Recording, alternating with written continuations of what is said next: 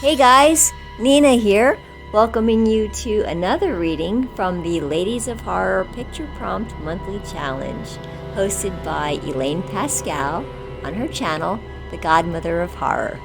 If you'd like to read along or read previously published pieces, please visit spreadingthewritersword.com or ladiesofhorror.com. In the meanwhile, enjoy the reading.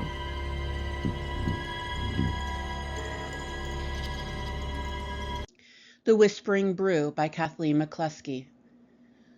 When Aiko inherited the tea house, the deed came with no key and a single note in her grandmother's handwriting: never serve what grows beneath the floor. The building had once been a Zen monastery, long before the war and the weather had hollowed it out.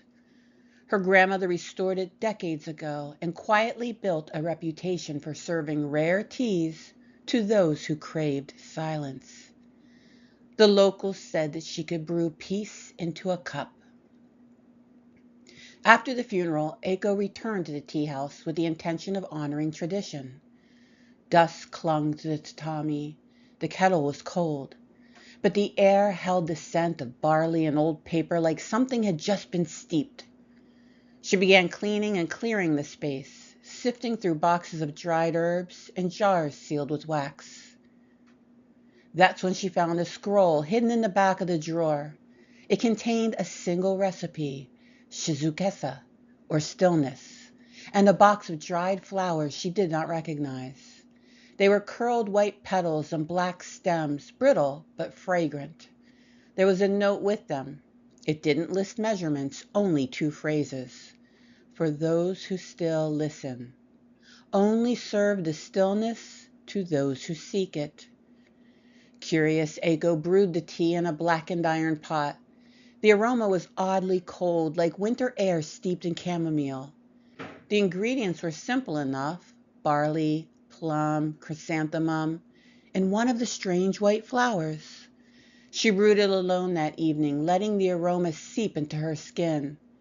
When she drank, the room around her seemed to hush.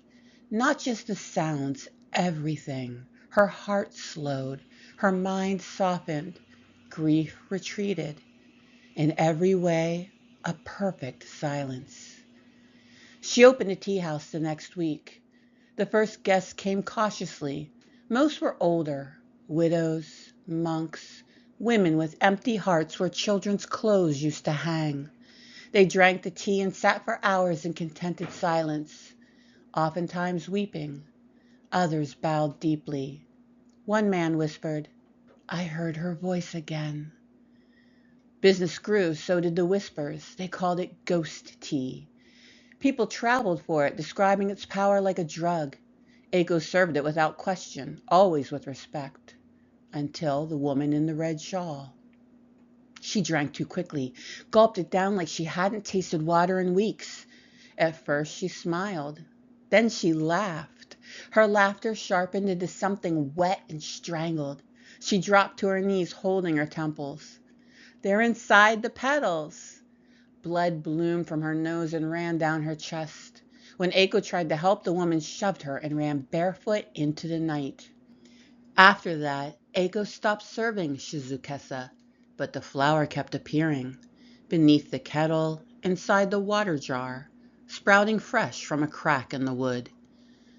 Then one night after she had closed, the woman in the red shawl returned. Aiko awoke to the sound of crying and found her sitting in the middle of the tea house, naked, her skin slick with moisture. Her body had changed, lumps moving under her flesh like something was alive underneath. Thin vines had pushed through her collarbone and spine, white flowers blooming from her arms and the side of her neck. Her eyes were black, her pupils blooming outward with inky vines. "They gave me peace," she said, more of a chorus of whispers. "I was not ready." As Aiko stepped back, she found something shift inside of her own chest, like a second heartbeat. The room filled with the scent of the flower, soil, rain, and bone. The dead woman's vines curled toward her, not to harm, just curious. They reached in recognition, humming slightly. The tea set was already placed for her, cups filled on their own. Aiko understood. She hadn't just inherited a building, she was the blood heir.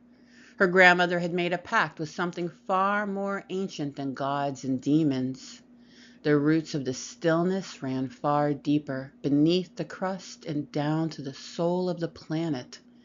It was not meant to soothe the grieving. It was meant to feed on their sorrow. Aiko felt warmth at the base of her skull as the first flower pushed through. She didn't cry out. Her fingers twitched, but she didn't resist. She turned and started the kettle for the next set of guests that were walking up the mountain. The white flowers coiled over the blood-stained floor like gentle hands, pulling the gore and torn flesh back into the cracks of the tatami, as if cleaning up after a guest.